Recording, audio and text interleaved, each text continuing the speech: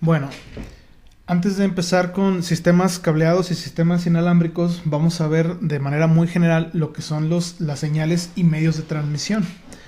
Bueno, los antecedentes, el primer sistema de comunicación de datos fue el telégrafo, inventado por Samuel F. B. Morse en el año de 1837, marcando el comienzo de la era de las comunicaciones electrónicas. También, como nosotros ya vimos, en ese tiempo, cuando existía el telégrafo, se intentaron ya hacer las primeras transmisiones de electrocardiogramas y de otras señales médicas. Entonces, también estaban iniciando los principios de telemedicina en ese mismo tiempo. En su inicio, el telégrafo hizo posible la transmisión de mensajes entre dos puntos distantes mediante un código binario, lo que se conoce como el código Morse. Transcurrieron casi 4 décadas para dar el siguiente paso en la evolución y la revolución de las telecomunicaciones con la invención del teléfono en 1876 por Alexander Graham Bell. El surgimiento del Internet y su auge en los últimos años ha marcado la pauta en el transporte de todo tipo de tráfico con diferentes calidades mediante el protocolo IP, que todavía en la actualidad se sigue utilizando. El modelo de un sistema de comunicación. El estudio de las comunicaciones aborda la transmisión de señales de forma eficaz y segura. Para llegar a comprender y diseñar un sistema de comunicación de datos, es necesario el estudio de la transmisión y codificación de las señales, los medios de transmisión, las interfaces, el control, el enlace de los datos y la multicanalización, entre otros. El objetivo principal de todo sistema de comunicaciones es intercambiar información entre dos entidades. Una red de comunicaciones permite el intercambio de información entre usuarios, pueden ser humanos, programas de aplicación de una computadora, un nodo de red, etcétera, etcétera.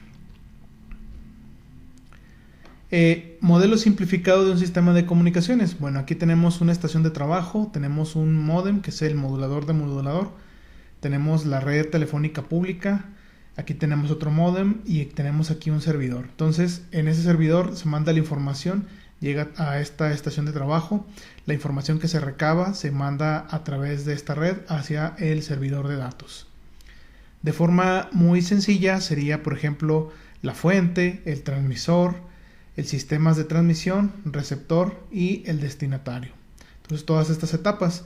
Aquí tenemos una señal digital de bits, aquí tenemos una señal analógica para transmisión, una señal analógica que se recibe, una señal digital en un flujo de bits y por final el texto.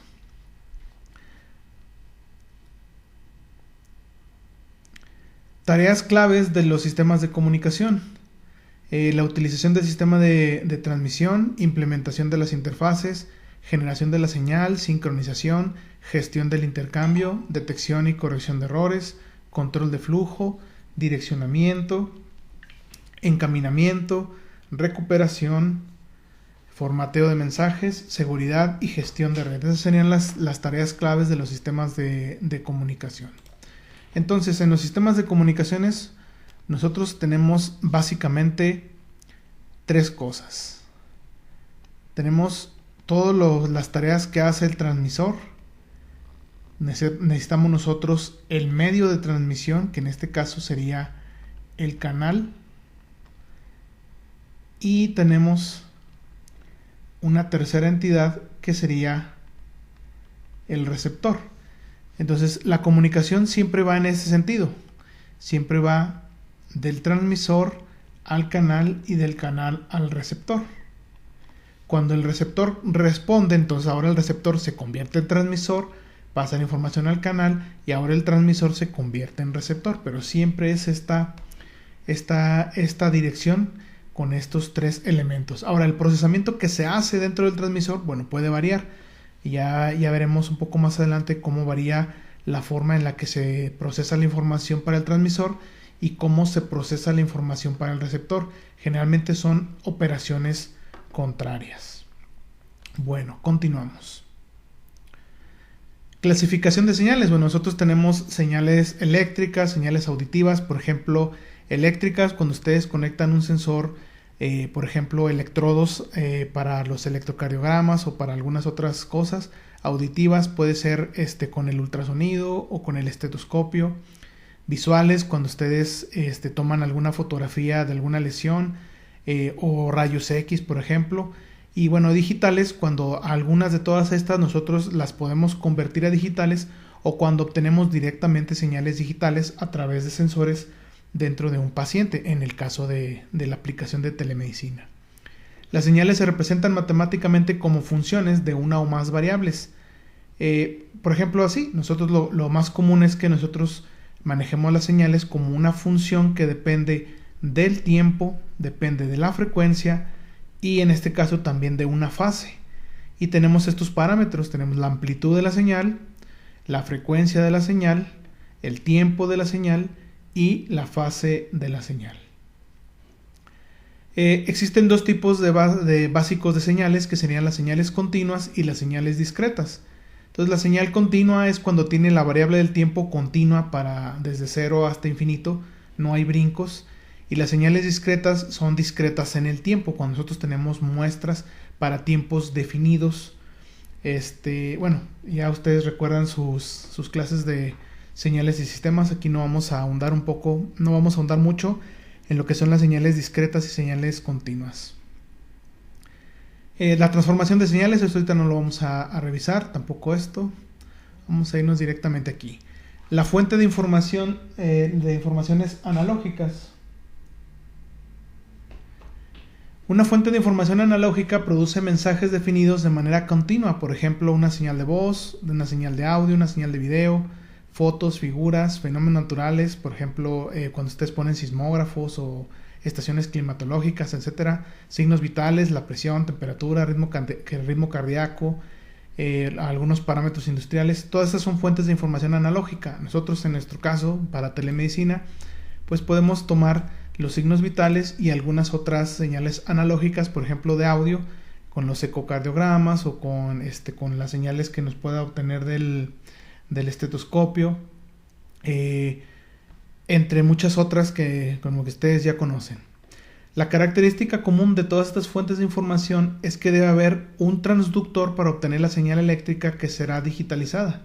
Entonces aquí por eso es importante que ustedes lleven la materia de sensores y transductores médicos, porque un transductor hace la conversión de estas señales que normalmente son analógicas y de un tipo, por ejemplo el audio que es de presión acústica, convierte esas ondas mecánicas a corriente eléctrica. Por ejemplo, cuando ustedes toman la presión, igual ese sensor que detecta la presión convierte esos movimientos mecánicos o los sonidos que pudieran tener en señal eléctrica que ustedes pueden digitalizar y pueden tratar más adelante. Las fuentes de información digital. Bueno, una fuente de información digital produce una serie finita de posibles mensajes. Las técnicas digitales han dominado ya gran parte del campo de las telecomunicaciones. Esto se debe a tres causas fundamentales: el abaratamiento de los componentes electrónicos producidos en serie en cantidades enormes. Las señales digitales pueden conservar su contenido de información con mayor facilidad que las analógicas, a pesar del ruido y las pérdidas. La información en formato digital puede ser codificada o puede ser encriptada, de tal forma que solo quien posee el código correspondiente puede recuperarla. Esa es la razón por qué las señales analógicas se prefiere digitalizarlas y trabajar todo en un mundo digital. Aunque bueno, ustedes ya se van a topar más adelante con algunas personas que no están del todo de acuerdo con la digitalización, porque pierden información. Bueno, eso depende de unos parámetros que nosotros vamos a ver de forma muy, muy rápida, que sería el muestreo. Pero realmente si ustedes escuchan o si ustedes analizan una señal digitalizada y la comparan contra la señal analógica, si tienen un buen muestreo y una buena conversión, difícilmente pueden identificar cuál es la señal digital y cuál es la señal analógica, de tan bueno que son las técnicas de digitalización. Pero aún así hay personas que dicen que no, que lo analógico es lo mejor del mundo mundial y que lo digital es pura basura. Pero bueno, de las tres razones mencionadas, la segunda parece ser la fundamental, ya que esta es lo que importa más, que las señales digitales pueden conservar su contenido de información con mayor facilidad. Esto se debe al principio básico de una enorme importancia, un pulso que solo puede tener un número finito de voltajes. Entonces nosotros, si ya sabemos qué voltaje debe tener, aunque tenga un poco más, un poco menos, nosotros lo podemos volver a conformar. Esto es así. La ventaja de las comunicaciones digitales o de la información digital, aquí le puse una información digital. La ventaja o la enorme ventaja de la información digital es que al tener una cantidad finita de posibilidades, por ejemplo, vamos a poner aquí una señal binaria de 2 voltajes nada más. O bien es 0 volts o es 5 volts. No tenemos otra opción. Si nosotros mandamos un pulso de 5 volts y después de pasar por un canal los 5 volts se corrompieron y se convirtieron en algo como esto, pues nosotros sabemos que esto originalmente debía de ser 5 volts. Entonces tomamos nosotros un umbral de decisión. Decimos, a ver, pues de aquí para arriba son 5 volts y de aquí para abajo son 0 volts, ya que podemos tener ruido en el canal. Entonces convertir esto o arreglarlo es mucho más sencillo, porque nosotros ya sabemos, ok, pues ya sobrepasó el umbral, entonces nuestro pulso original tiene esta forma y listo, ya lo arreglamos. Ahora, si es una señal analógica, vamos a suponer que esta es una señal analógica que tiene esta forma y que después de ser transmitida por un canal, la señal analógica ahora tiene esta forma.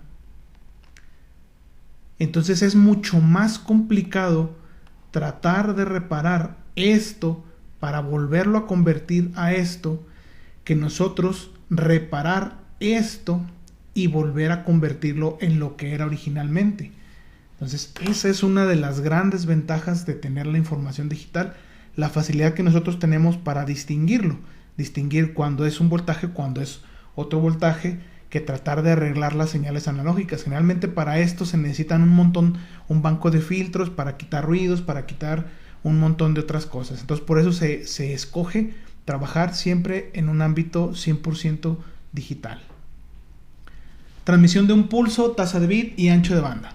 Ahora se consideran algunos aspectos fundamentales de la transmisión de datos digitales sobre un enlace de comunicación entre dos nodos.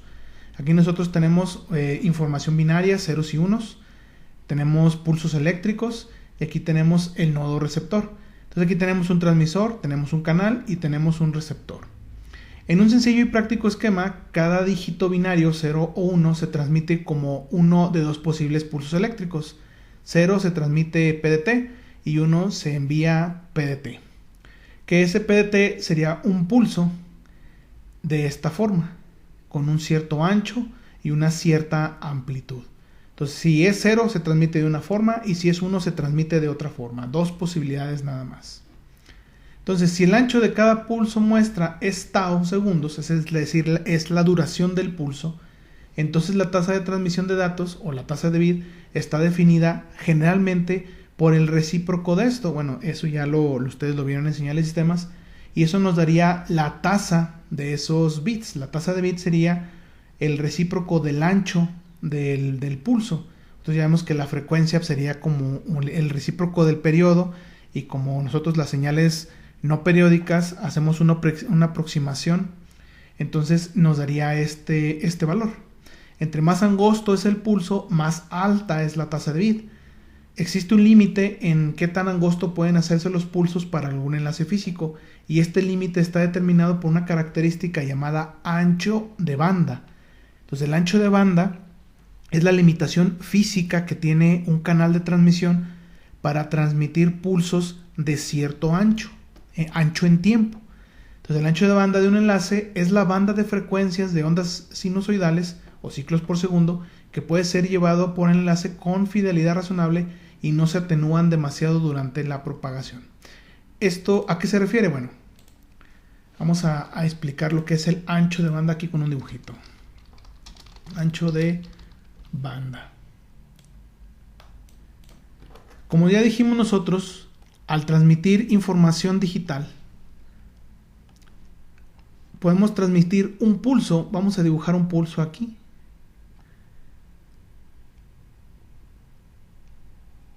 Este es un pulso. Este pulso tiene de ancho tau segundos. Esto, si lo convertimos a frecuencia, aplicando la transformada de Fourier, esto se va a convertir en aproximadamente algo así, que es una función sampling de ancho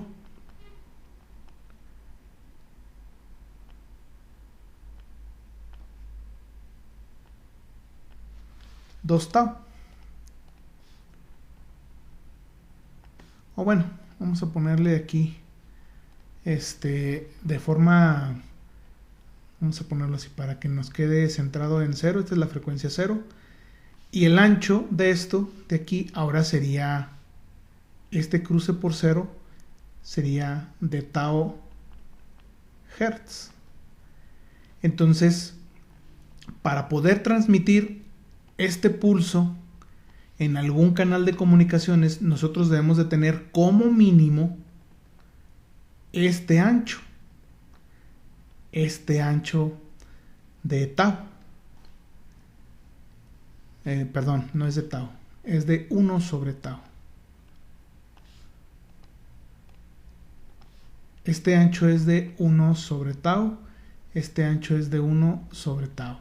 Entonces nosotros decimos que nuestra tasa de bit es igual a 1 sobre tau y nuestro ancho de banda debe ser como mínimo 1 sobre tau.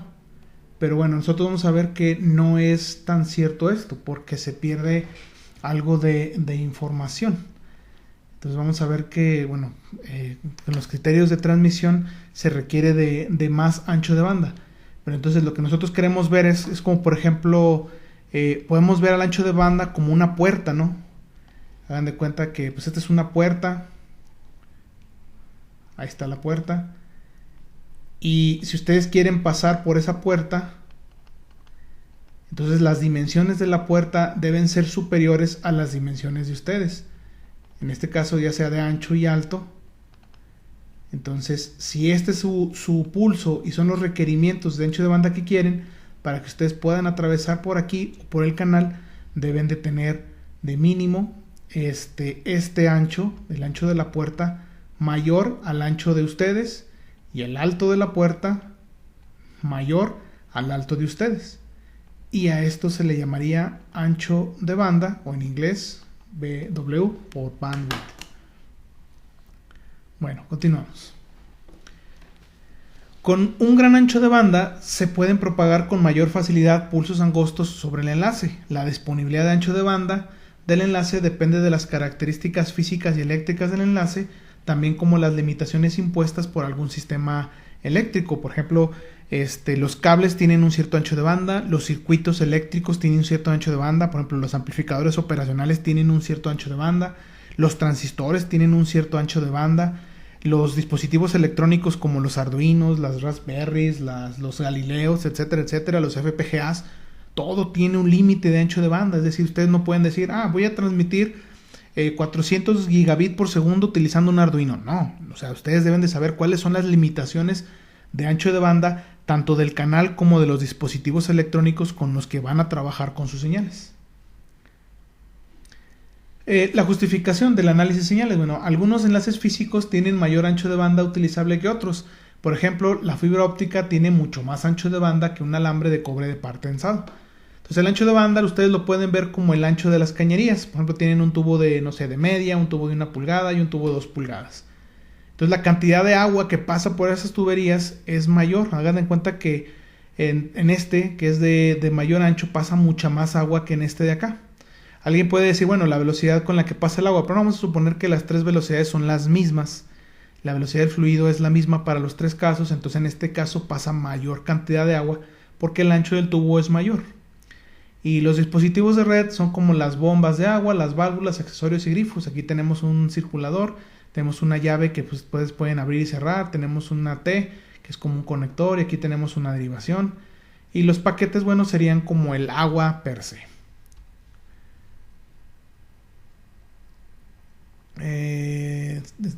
Se regresó esto mucho, ahí está. Señales en el dominio del tiempo y en el dominio de la frecuencia. Como ya dijimos, en el tiempo nosotros las modelamos las señales como una función sinusoidal que aquí está, en el que nosotros vemos la amplitud, que sería esto en el eje de las Y, sería la amplitud. Tenemos el periodo, o en este caso sería el tiempo en el que se repite la señal, en caso de que sea señal periódica. La frecuencia, que sea el recíproco de ese periodo. Y la fase, que aquí no aparece, pero sería como recorrer esto. Si lo adelantamos, esto se va para atrás, entonces empezaría antes, o si lo atrasamos, esto lo movemos hacia acá y empezaría después. Y luego esta suma de estas dos señales, si ustedes la suman, ustedes lo verían así en el tiempo, y sería la mezcla de dos señales en el dominio del tiempo. Si esto lo pasamos al dominio de la frecuencia, lo veríamos así. En el dominio de la frecuencia, las señales sinusoidales solo tienen una sola componente de frecuencia, y aquí estarían la mezcla de las dos señales. Dos señales con diferente frecuencia, aparecería la amplitud con una cierta frecuencia, la amplitud con una cierta frecuencia. Entonces, para nosotros en telecomunicaciones siempre es más sencillo trabajar en el dominio de la frecuencia, porque ahí vemos las componentes importantes, pero en la frecuencia. Entonces, por eso es importante trabajar con las herramientas de Fourier. El espectro de una señal es el rango de frecuencias que ésta contiene. Por ejemplo, el espectro se extiende desde una frecuencia inicial hasta una frecuencia final. Por ejemplo, aquí en nuestro caso, el espectro de este pulso, pues el espectro sería esta gráfica en frecuencia. Y nosotros podemos ver el contenido de frecuencias que tiene. Y así cualquier otra cosa que ustedes conviertan al dominio de la frecuencia, cuando ustedes ven su gráfica en el dominio de la frecuencia, por ejemplo, no se voy a dibujar cualquier cosa. Esto en el dominio de la frecuencia, aquí le ponemos SDF y vamos a dibujarlo así. Este sería el espectro de la señal. ¿Y cuál es la banda de trabajo de esta señal? Pues la banda de trabajo sería hasta la frecuencia máxima de operación. Y ese sería el espectro de una señal cualquiera, siempre en el dominio de la frecuencia. El ancho de banda absoluto de una señal es el ancho del espectro. Por ejemplo, en este caso, el ancho de banda absoluto de esto sería la frecuencia máxima. Por ejemplo, en este caso, cuando la señal tiende a infinito, por ejemplo, la sync es una señal que se extiende hasta infinito, el ancho absoluto pues sería infinito. Para transmitir el pulso perfectamente rectangular como se generó en el tiempo, necesitaríamos nosotros un ancho de banda infinito. Pero nosotros consideramos un ancho de banda de trabajo, que podemos poner un ancho de banda de 6 decibeles, de 3 decibeles, que eso para los anchos de banda de trabajo, o lo que se llama limitar en banda, ancho de banda de trabajo. Muchas veces lo que nosotros hacemos es delimitar la banda de trabajo de la señal. Ese es el espectro de la señal. Hagan de cuenta que ustedes están trabajando con una señal que ustedes obtuvieron de algún experimento, de lo de ustedes se les ocurra. Y vamos a suponer que tiene esta forma. Entonces, ustedes pueden delimitar el ancho de trabajo. Y ustedes pueden decir, este es mi ancho de banda a, no sé, a 6 decibeles. Ahorita vamos a ver rápidamente lo que son los decibeles. O pueden decir, no, yo quiero también limitar, pero voy a limitar mi banda, o mi señal en banda, y la voy a delimitar a 3 decibeles. Entonces, ahorita vamos a ver lo que son los decibeles. Pero ustedes pueden poner un límite. Pueden poner un límite de la frecuencia máxima de trabajo. Entonces aquí tenemos la frecuencia absoluta. Y aquí tenemos nosotros la limitación de la banda. Y la limitación de la banda de trabajo.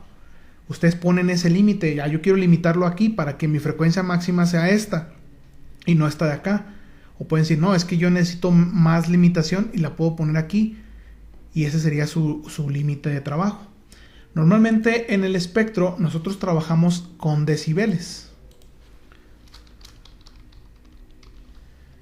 Los decibeles, para no dar una explicación muy técnica, los decibeles nosotros los trabajamos como una escala logarítmica en donde consideramos primero 0 decibeles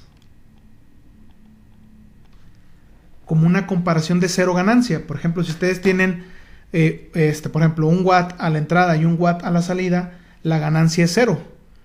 Perdón, la ganancia es 1. Entonces, ustedes hacen en su calculadora 10 logaritmo de 1, les va a dar 0. Entonces, esa sería una ganancia de 0 decibeles. Y luego ustedes pueden tener una ganancia positiva, por ejemplo, de 3 decibeles. De 3 decibeles.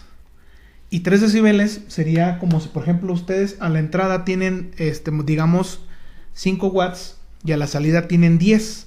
Entonces la ganancia sería 2. Si ustedes ponen 10 por el logaritmo base 10 de 2, les va a dar 3.0102. Y esos son los decibeles. Entonces se considera que a 3 decibeles de ganancia sería el doble el doble.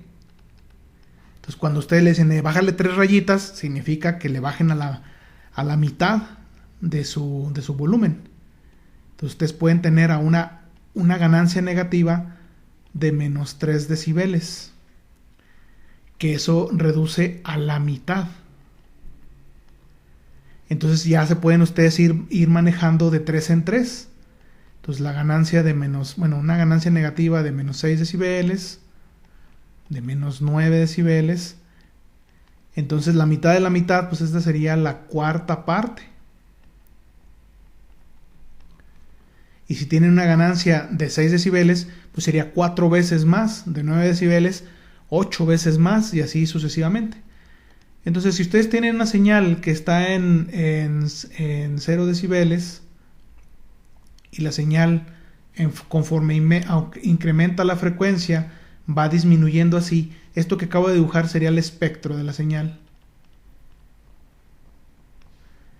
Y ustedes tienen una frecuencia de trabajo que tiende a infinito, pero entre más se aleja la frecuencia o más crece la frecuencia, disminuye su amplitud en 9 decibeles. Entonces ustedes pueden delimitar la banda y decir, ok, entonces yo voy a delimitar mi banda de trabajo, y ahora sí ustedes ponen los criterios.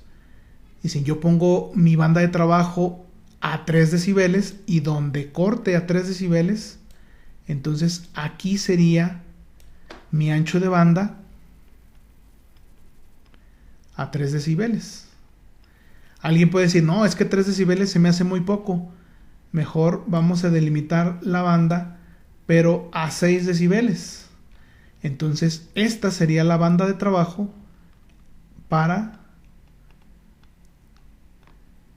6 decibeles o el criterio que ustedes gusten, pero normalmente se trabajan con frecuencias o con señales, con espectros de frecuencia que tienden a infinito. Entonces ustedes tienen que delimitar, tienen que hacer esta delimitación para menos 3, para menos 6, para menos 9, para el criterio que ustedes gusten.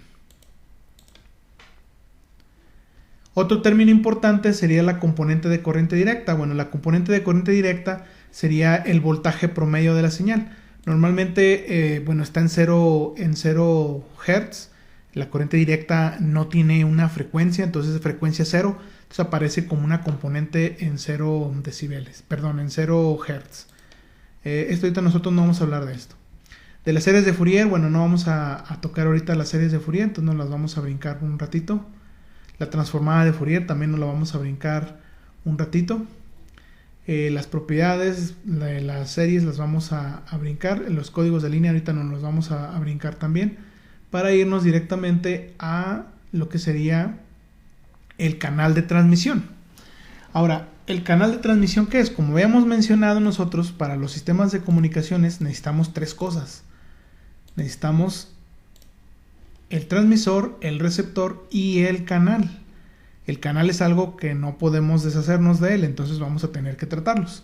Como ya dijimos anteriormente, el medio de comunicación proporciona la conexión entre el transmisor y el receptor y afecta a la señal que se transmite por él, ocasionando atenuación, retardo y ruido, normalmente dentro de un cierto de ancho de banda disponible. Entonces, el canal está tratado como un sistema, como les había comentado.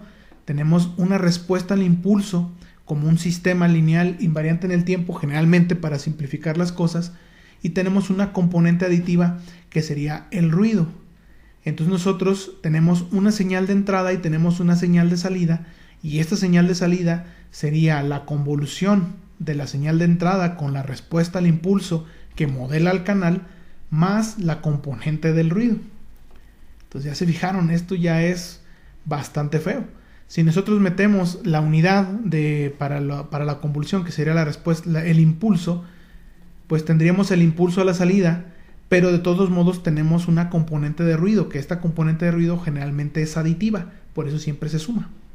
Entonces SDT es la señal de entrada, HDT es la respuesta del impulso del canal, NDT es el ruido que se añade a la señal en el canal y RDT sería la señal que sale. Ahora, a este sistema le faltaría sumar todas las interferencias. La interferencia es parecida al ruido, también es aditiva, entonces aquí faltaría sumarle la sumatoria de todos los interferentes, pero bueno, eso ahorita no lo vamos a revisar. Del canal de transmisión es el estudio de un medio de transmisión en particular, permite conocer el comportamiento que una señal que se transmite por él tendrá, de acuerdo a cómo los factores del medio le afectan. El medio físico puede ser un medio guiado, que puede ser un medio alambrado, puede ser un par de alambres que llevan una señal eléctrica, una fibra óptica que porta información de un haz de luz modulado, o puede ser un medio no guiado, que es un medio inalámbrico, como puede ser un canal oceánico bajo el agua, en el cual la información se transmite acústicamente. Bueno, esto es experimental, sí se ha hecho, pero no en el océano. O en el espacio libre, donde la información se radia utilizando una antena. Para el guiado, el medio es el más importante, y para el no guiado es más importante el ancho de banda producido por la antena. Otros medios pueden caracterizarse como canales de comunicación, que son los medios de almacenamiento de datos, como una cinta magnética, discos magnéticos, discos ópticos, etc. Pero bueno, esos ahorita nosotros no los vamos a mencionar. Entonces nada más los medios guiados y los medios no guiados. El espectro electromagnético para telecomunicaciones. Nosotros aquí vemos, aquí estas son las frecuencias, desde 10 a la 0, 10 a la 2, bueno, 10 a la 1, 10 a la 2, 10 a la 3, 10 a la 4. Entonces aquí está el ancho de banda de un par trenzado. Un par de cables de alambre de cobre trenzados puede dar un ancho de banda de hasta 10 a las 8, de 10 a la 8 Hz. Un cable coaxial tiene un ancho de banda un poco menor, pero parte desde 10 a la 3, o sea, son unos 1000 Hz, hasta 10 a la 9 Hz, que son el orden de los gigahertz. Entonces, con el cable coaxial nosotros podemos tener anchos de banda del orden de los gigahertz. Aquí está la banda de trabajo del radio AM, el radio FM y la televisión, las ondas de satélite. Aquí están las microondas que parten del orden de los gigahertz, de 10 a la 9 gigahertz, de 10 a la 9 Hz hasta 10 a la 11 Hz. Y después empieza el infrarrojo, la luz visible y la fibra óptica. Aquí está la banda de trabajo. Ustedes pueden pensar que el ancho de banda de la fibra óptica pues es menor que el de los demás, pero bueno, esto no es lineal. De aquí a aquí son 1000 Hz, y de aquí a aquí son de 10 a la 14 a la 10 a la 15. Estamos hablando de un orden mucho mayor de Hz, entonces este ancho es mucho más grande que cualquiera de todos estos. Los medios guiados. En este tipo de medios, la capacidad de transmisión o la tasa de datos y el ancho de banda dependen fuertemente de la distancia y si es de punto a punto o de multipunto o de punto a multipunto. Los medios de transmisión más comunes serían las líneas de transmisión, que son los conductores paralelos, el par trenzado y el cable coaxial, y también la fibra óptica como medio guiado. El estudio de estos medios guiados aplicados a redes de computadoras de área local y de área amplia es objetivo de otro curso. Ustedes lo van a ver ya más a detalle o lo tuvieron que ver en otros cursos. Este es un recordatorio nada más. Los conductores paralelos, bueno, es un par de conductores aislados entre sí, abiertos al medio ambiente. Entonces aquí están. Tienen un forro de plástico aislante y son conductores paralelos. Esos conductores paralelos son los conductores que van a transmitir la información. El problema principal es la interferencia entre los mismos conductores. Son sensibles a señales electromagnéticas, ruidos, señales causadas por otros dispositivos eléctricos. Su principal aplicación es la interconexión entre dispositivos que emplean múltiples líneas y en distancias cortas. El cable coaxial, que es el que utiliza por ejemplo las empresas de cable, es el medio de transmisión más versátil y se utiliza tanto para transmitir señales analógicas como digitales. Sus aplicaciones más comunes son de distribución de señales de televisión, transmisión de señales telefónicas a grandes distancias. Pueden transmitir, dice, hasta 10.000 llamadas de voz simultáneamente, de hecho son más ya con la conversión digital. Y está siendo reemplazado por la fibra óptica, esto por la única razón de ofrecer mayores tasas de transmisión y mayor ancho de banda. La conexión con sistemas periféricos a corta distancia y redes de área local. Que bueno, esto ya no es tan común porque ahora ya las redes de área local se prefieren conectarlas de forma inalámbrica o utilizando par trenzado de muchos alambres, como lo es el cable UTP o lo que ustedes conocen como el cable de Ethernet. El cable coaxial consiste en un conductor interior de cobre que se mantiene a lo largo de un eje axial mediante un material dieléctrico aislante rodeado por el conductor externo, el cual se conforma por una malla de cobre que le permite ser menos susceptible a interferencias y diafonía o el crosstalk. A su vez, el conductor externo está recubierto por una funda protectora. Entonces tenemos todo este aislamiento. Tenemos un revestimiento exterior, un blindaje de cobre trenzado, un aislamiento plástico y el conductor de cobre. Normalmente aquí tenemos nosotros lo que llamamos la tierra y aquí va la información. Entonces esta malla de aquí impide que radiación electromagnética exterior se introduzca dentro de los datos que pasan por el conductor de cobre, protegiendo mejor contra interferencias el cable coaxial. Las características de transmisión más sobresalientes pueden enumerar como sigue: necesidad de instalar repetidores entre 1 y 9 kilómetros. No sé, por ejemplo, ustedes se han fijado, bueno, ya es fibra óptica lo que está colgado en el tendido de las calles, pero a veces había en algunos postes unos conectores ahí, unas cajitas que son sirven para reconformar la señal, son repetidores. Rango de frecuencias arriba de los 500 MHz, retardo típico de 4 microsegundos por kilómetro y atenuación de la señal de 7 decibeles por kilómetro. Entonces estos datos a nosotros nos pueden servir. Si el retardo típico es de un punto a otro, se tarda 4 microsegundos por kilómetro. Ese es lo que se tarda la señal. Entonces si ustedes mandan un pulso de un punto hasta 1 kilómetro, va a tener un retardo promedio de 4 microsegundos. Y dice aquí que la atenuación de la señal es de 7 decibeles por kilómetro. Es decir, que si nosotros mandamos un pulso, algo así como esto, en 1 kilómetro se va a atenuar 7 decibeles. De tener 0 decibeles, en 1 kilómetro se va a atenuar 7 decibeles. Y 7 decibeles, pues si fijan, es un montón. Pueden hacerlo ustedes así. Pueden ponerle shift log de 7 entre 10 y eso les da un valor de 5, es decir que la señal se atenúa 5 veces. Eso es lo que implica una ganancia o una atenuación de 7 decibeles. Es decir que si ustedes mandan 25 volts después de 1 kilómetro, ahora la lectura serían 5 volts, es decir 5 veces menos.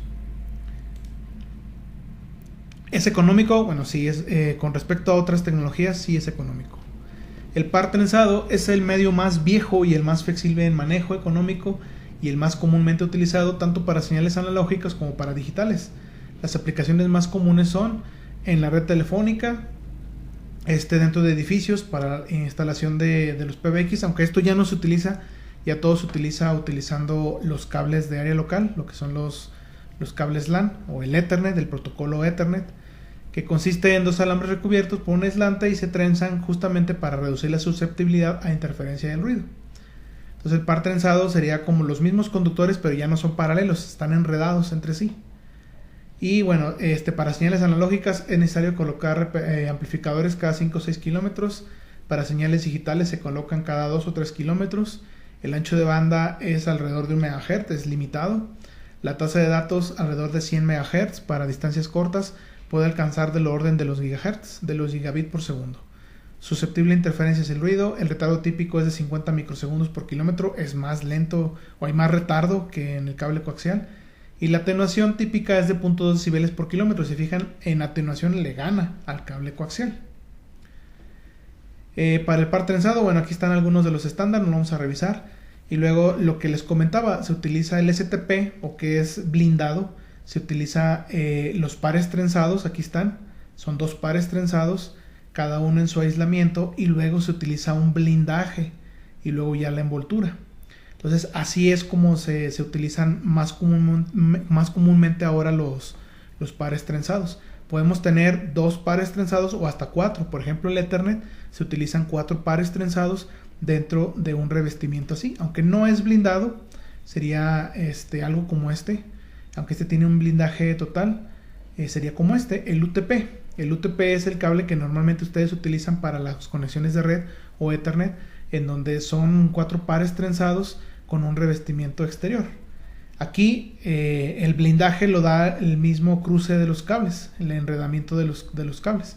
Pero lo mejor sería utilizar algo como esto, donde además de los cruces de los pares que van trenzados, un blindaje externo que impide la interferencia externa.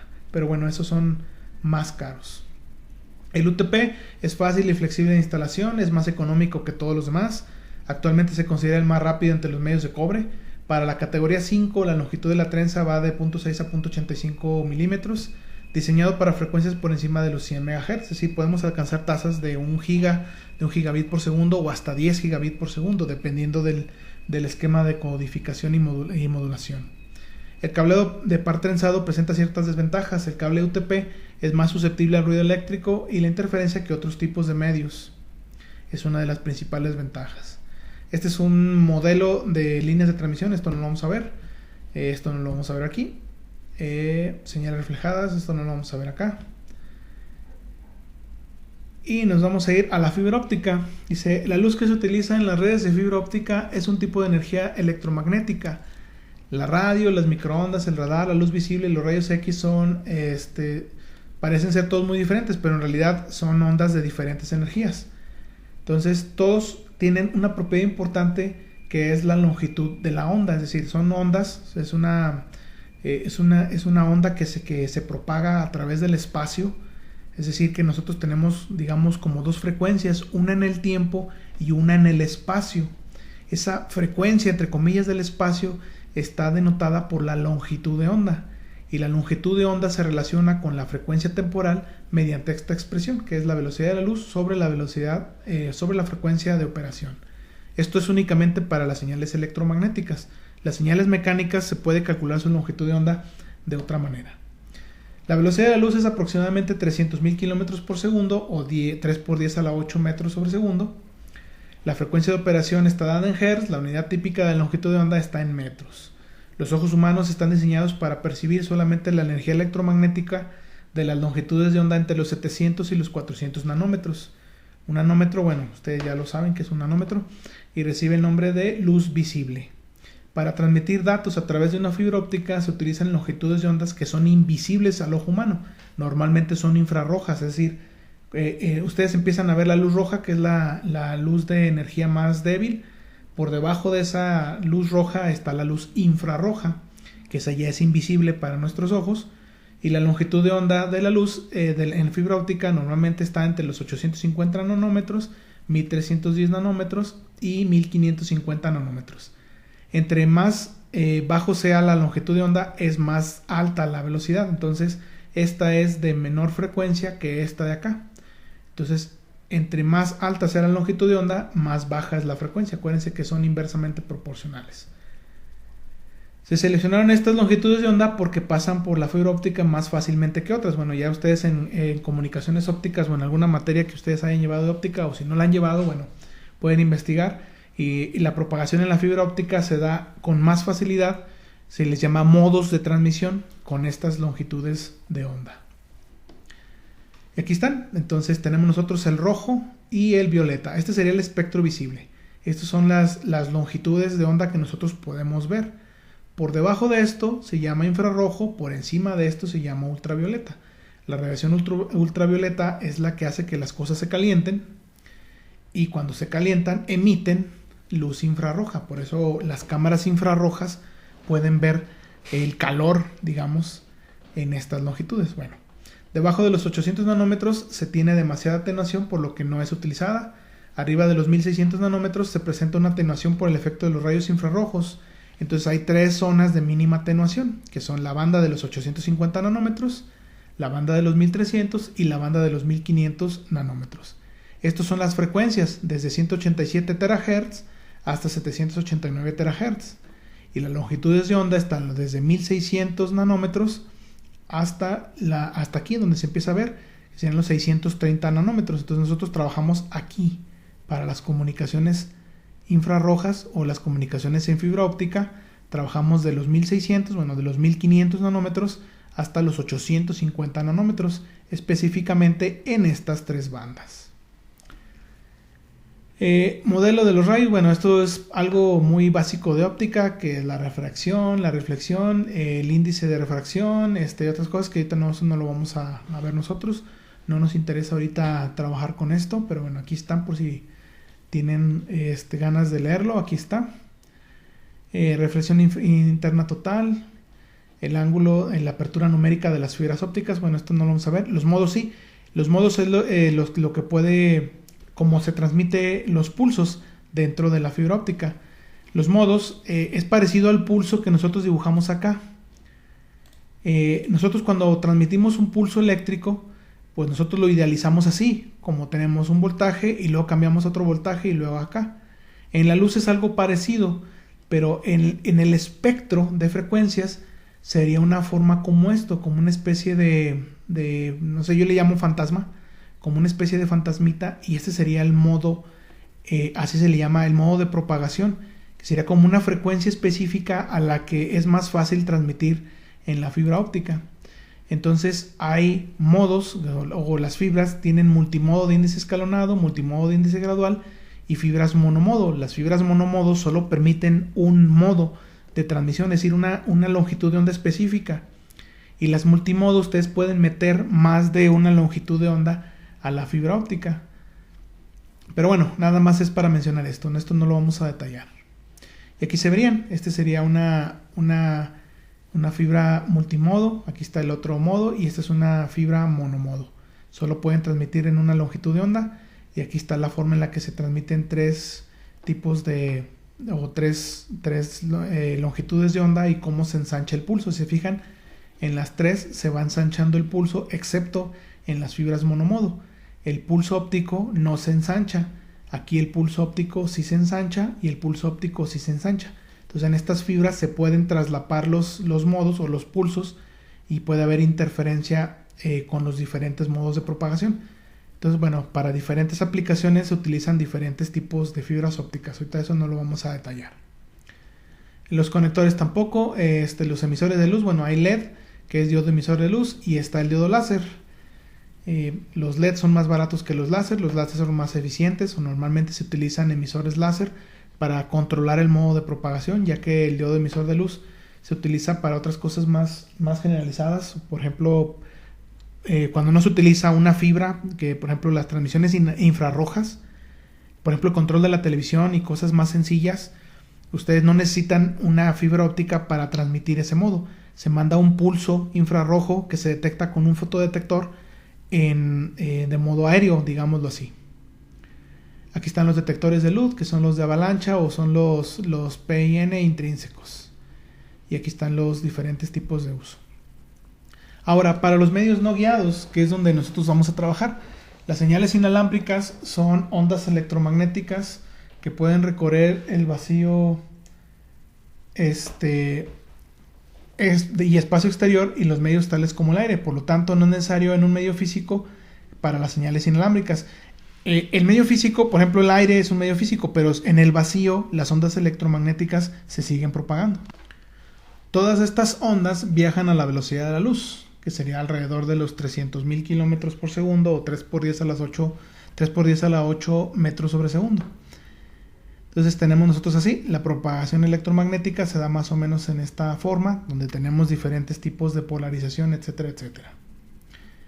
Y aquí están los prefijos numéricos para que los tengan en mente, pues el femto, pico, nano, micro, mili, kilo, mega, giga, tera, etcétera. Antenas y radiación. Las antenas es un conductor eléctrico o un sistema de conductores utilizado ya sea para radiar energía electromagnética hacia el espacio o para coleccionar energía electromagnética del espacio. Un radiador isotrópico, una antena isotrópica, genera la misma potencia hacia todos lados. Bueno, ahorita no vamos a ver mucho a detalle esto, no hay necesidad de ver esto a detalle. Entonces, aquí están los modos de propagación. Tenemos ondas de tierra, ondas de cielo y línea de vista. Normalmente la línea de vista es la que más se utiliza. Las ondas de tierra y las ondas de cielo normalmente son utilizadas para bandas de frecuencia más bajas, por ejemplo para aplicaciones de radio y televisión, pero las de línea de vista se utilizan, como ya les mencionaba, para comunicar, por ejemplo, de punto a punto de microondas para conexiones por ejemplo, en las radiobases de celular, etcétera. Y luego ya tenemos la propagación en áreas urbanas. Tenemos varios problemas, como por ejemplo tenemos el sombreado, que tenemos un obstáculo, la radiación electromagnética no llega.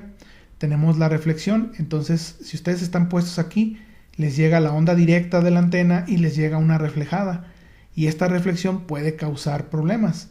Tenemos la dispersión. Cuando tenemos filos o picos, la señal electromagnética se puede partir en varias cosas y todas estas se les llama multitrayectorias. Son problemas inherentes de las comunicaciones inalámbricas.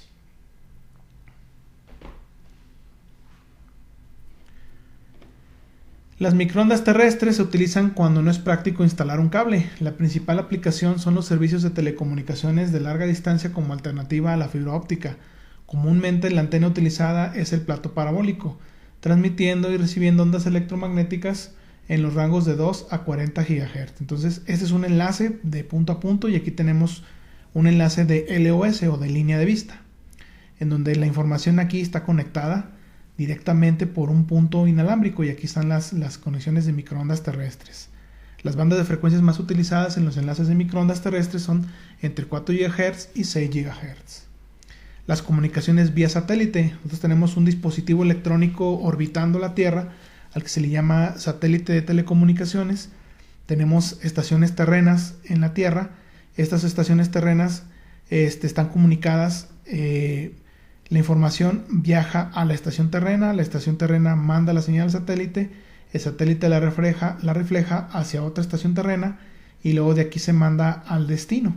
Entonces podemos tener esta comunicación. Ahora, hay algunas aplicaciones donde estas estaciones terrenas pueden estar ubicadas en sus casas, a lo que se le llama VSAT, que son como antenas un poco más pequeñas.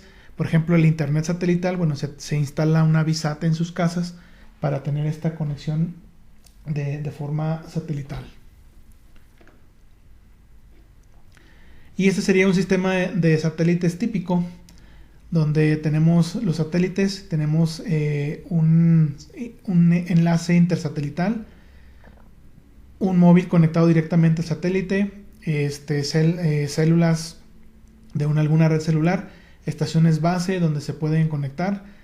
Y bueno, eso sería de forma muy general un sistema ya de varias formas. Tenemos aquí SDN, PSTN, la red pública, la red celular, red de comunicaciones satelitales. Entonces este sería un sistema de satélites típico.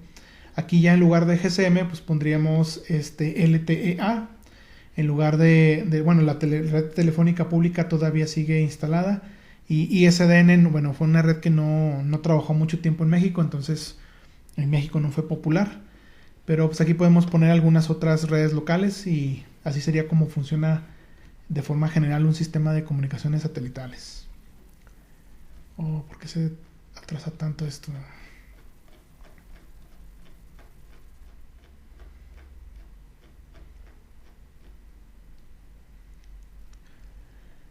Ahora, las redes inalámbricas. Si actualmente existe la necesidad de acceder a fuentes de información o comunicar mensajes, ya sea para consulta, actualización e investigación, y por lo regular estamos en constante movimiento por las diversas actividades de la vida cotidiana. En consecuencia, la adopción de equipos inalámbricos portátiles se está incrementando. Al igual que las redes tradicionales alambradas, se puede clasificar las redes inalámbricas en 3 categorías.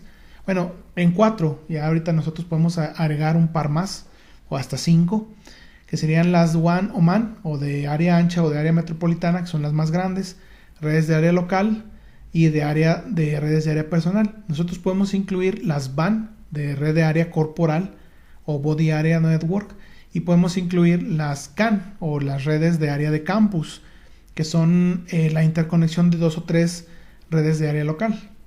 Y pues más o menos aquí tenemos la cobertura en metros y la velocidad de esas redes. Podemos tener una PAN con velocidades de hasta 10 megabits por segundo, dependiendo de los protocolos que se utilicen, incluyendo las WAN. Las WAN y las PAN tienen velocidades muy similares.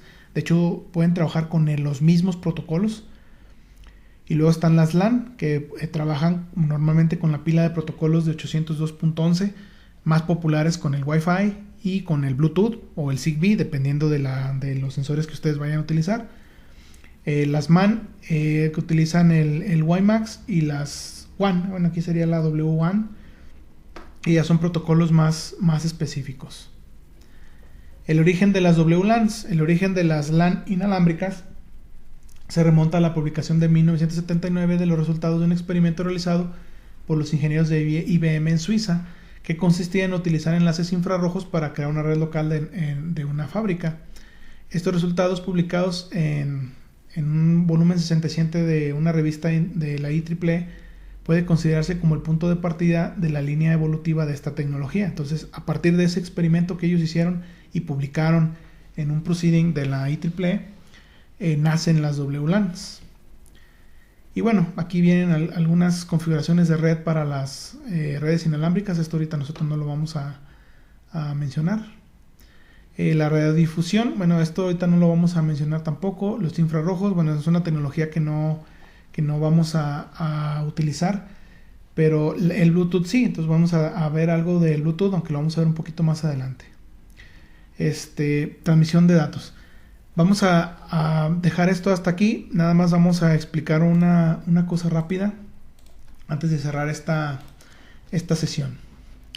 Entonces, otro de los usos que se está dando ya para las redes inalámbricas sería la mezcla entre fibra óptica y las redes inalámbricas, algo que se llama radio sobre fibra. Nosotros tenemos una antena que emite radiación electromagnética, y esta está conectada con fibra óptica. Tenemos aquí un concentrador de red y aquí tenemos usuarios. Ahora, la diferencia que hay entre esta red por ejemplo, con un módem normal, si nosotros que nos llega fibra óptica a la casa, por ejemplo, la fibra óptica que llega a la casa la conectamos a un módem inalámbrico, generalmente de la certificación de Wi-Fi, y esto convierte a una conexión inalámbrica, y a ustedes se conectan de forma inalámbrica a su teléfono. Ahora, la competencia de estas dos, cómo trabaja una y cómo trabaja otra. Esta se llama radio sobre fibra, y esta sería la conjunción de dos tecnologías, de fibra óptica con el Wi-Fi. Si nosotros tenemos una conexión aquí, vamos a suponer de 10 gigabits por segundo. Cuando trabajamos con esta certificación, la conexión máxima que nos da de red es de 108 megabits por segundo, estando a pocos metros.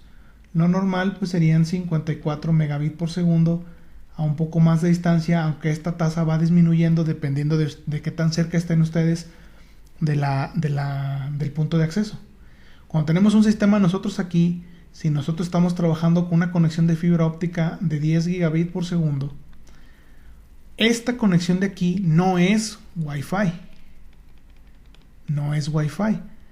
Es la fibra, la misma configuración convertida a ondas electromagnéticas, de manera que nosotros podemos conservar los 10 gigabits por segundo de conexión. Entonces esa es la principal diferencia entre el radio sobre fibra y la conexión de fibra óptica a un modulador que convierte la señal a otro protocolo de red. Entonces esa sería la gran diferencia. Si nosotros podemos poner sistemas de radio sobre fibra para dar comunicación inalámbrica a una red local, podemos mantener velocidades de datos mucho más grandes de las que la tecnología convencional que nosotros manejamos ahora. Entonces, bueno, esto no, porque no viene en el documento, pero este sería otro dato fundamental. Y ahora, otra forma de conectar esto sería utilizando las redes celulares. Igual tenemos nosotros una conexión de fibra óptica. Esta conexión de fibra óptica llega a una torre de servicio celular que ofrece zonas de cobertura de red celular. Nosotros podemos tener tazas aquí utilizando la cuarta generación de conexión, que es el LTE-A, ofreciéndonos hasta 100 megabits por segundo. Inclusive un poco más, podemos subir hasta 500 megabits por segundo. Si esto lo transmigramos o lo migramos, por ejemplo, aquí tenemos mi distribuidor. Si conectamos con fibra óptica a otra red, ahora esto empleando, por ejemplo, una quinta generación de tecnología celular, entonces aquí podemos tener ya nosotros del orden de los 10 gigabits por segundo, 30 gigabits por segundo. Y aún así las fibras estarían limitadas, porque nosotros sabemos que las conexiones de fibra óptica pues nos pueden dar el orden de hasta 100 o más gigabits por segundo. Pero esto por la facilidad de tener nodos móviles. Entonces, la velocidad de conexión sería un factor que nosotros podemos utilizar.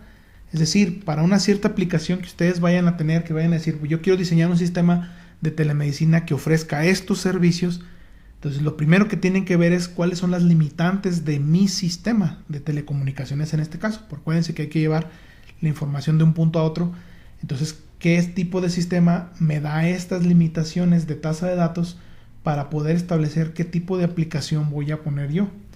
Es como si ustedes quisieran, voy a transmitir, no sé, estudios de ecocardiogramas utilizando mensajes de texto SMS.